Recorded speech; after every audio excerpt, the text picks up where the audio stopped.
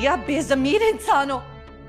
यहाँ मेरा बाप मर गया था, मुझे यहाँ लेकर आने के बजाय तुम खुद कहीं निकल। हटो यहाँ से, नीचे जाओ। और कितना जहर बाकी रह गया आपके अंदर मेरी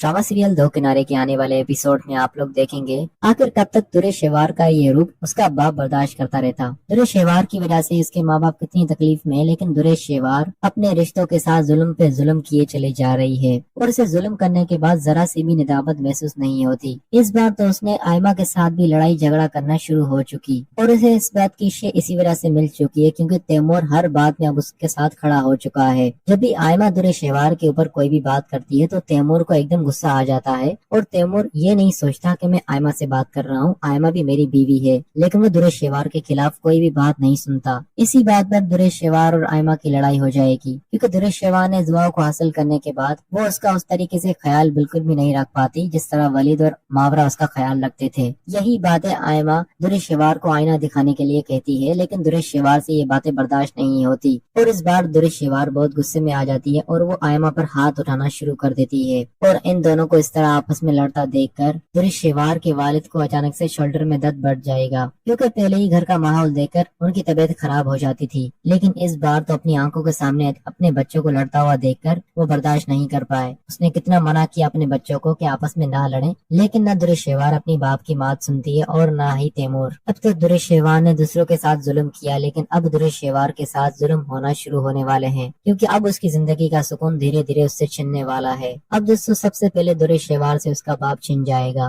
क्योंकि दुरेश शेवार ने अपने ऊपर काबू ना पाकर अपनी बहुत बड़ी गलती कर दी जिंदगी की और इसी गलती की वजह से इस दफा उसने अपना बाप ही खो दिया क्योंकि उसका बाप उसे काफी समझाता रहता था, लेकिन दुरेश शेवार ने कभी भी अपने बाप की बात नहीं सुनी, हमेशा अपने बाप का सर शर्म से झुका दिया। और दोस्तों इस बार तो वो अपनी जान ही दे बैठे क्योंकि उनकी हालत देखने के बाद उनका बचना नामुमकिन लगता है क्योंकि उन्होंने काफी खुद को संभाला, लेकिन इस बार वो खुद को नहीं संभाल पा रहे और इस बार अब शायद दुरेश शेवार को भी तकलीफ मिलना शुरू होने वाली है। इसी वजह से अब दुरेश शेवार को भी पता चले कि असल तकलीफ क्या होती है। जो तकलीफ है वो दूसरों को देती आ रही है, आज वो खुद एक ऐसे गहरे सदमे का अंदाजा लगाए जो सदमा उसने वलीद को दिया, वलीद से दुआ छीन कर, वो भी धोखेबाजी के साथ। और इस बार वलीद भी अपनी बेटी से दूर रहने के बाद उसके दिल से ना चाहते हुए भी दुरेश शेवार के लिए बदुआ निकली जाती है। वलीद तो कभी भी ऐसा नहीं चाहता था कि दुरेश शेवार कभी भी वो उसे किसी भी तरह की तकलीफ पहुंचाए या उसकी तरफ से उससे कोई तकलीफ मिले, लेकिन दुरेश शेवार ने इस बार अपनी जिंदगी में तकलीफों को खुद चुना है और आज वो अपने बाप को खोकर अपनी जिंदगी की पहली तकलीफ को हासिल करेगी।